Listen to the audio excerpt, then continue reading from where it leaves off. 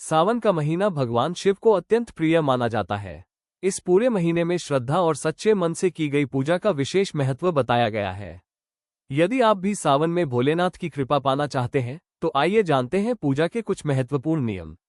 सबसे पहला नियम है कि सुबह ब्रह्म मुहूर्त या सूर्योदय से पहले उठने का प्रयास करें। स्नान करके स्वच्छ और सादे वस्त्र पहनें। पूजा करने से पहले अपने मन को शांत करें और भगवान शिव का ध्यान करें। दूसरा नियम है कि यदि संभव हो तो पूरे सावन में सात्विक भोजन करें। मांस, मदिरा, तंबाकू और नशे से दूर रहें। कई लोग प्याज और लहसुन से भी परहेज करते हैं। भोजन में सादगी और मन में पवित्रता बनाए रखें। तीसरा नियम है कि शिवलिंग पर श्रद्धा से जल या गंगा जल अर्पित करें। इसके बाद दूध, दही, शहद, घी और शक्कर से पंचामृत अभिषेक भी किया जा सकता है। अभिषेक करते समय ओम नमः शिवाय मंत्र का जाप करते रहें। चौथा नियम है कि भगवान शिव को बेलपत्र अवश्य अर्पित करें। बेलपत्र साफ और अखंड होने चाहिए।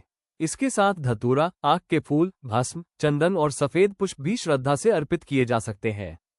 पांचवा नियम है कि पूजा के दौरान धूप और दीप जलाएं। इसके बाद शिव चालीसा, रुद्राष्टक या महामृत्युंजय मंत्र का पाठ करें। यदि अधिक समय न हो तो कम से कम 108 बार ओम नमः शिवाय का जाप करें। छठा नियम है कि सावन के सोमवार का व्रत रखें, यदि आपका स्वास्थ्य इसकी अनुमति देता हो। व्रत केवल भोजन का त्याग नहीं, बल्कि बुरे विचारों और बुरे व्यवहार का भी त्याग है। सातवां नियम है कि पूरे सावन में झूठ, क्रोध, अहंकार और किसी का अपमान करने से बचें। भगवान शिव सरलता और करुणा के प्रतीक है, इसलिए दूसरों के प्रति भी दया और सम्मान का भाव रखें। आठवां नियम है कि अपनी क्षमता के अनुसार दान पुण्य करें।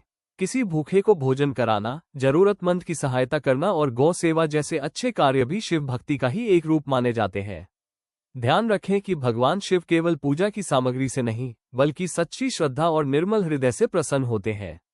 यदि आपके पास अधिक सामग्री न भी हो तो केवल एक लोटा जल और सच्ची भक्ति भी पर्याप्त मानी जाती है। अंत में भगवान शिव से अपने परिवार, समाज और पूरे विश्व का कल्याण करें। हर हर महादेव।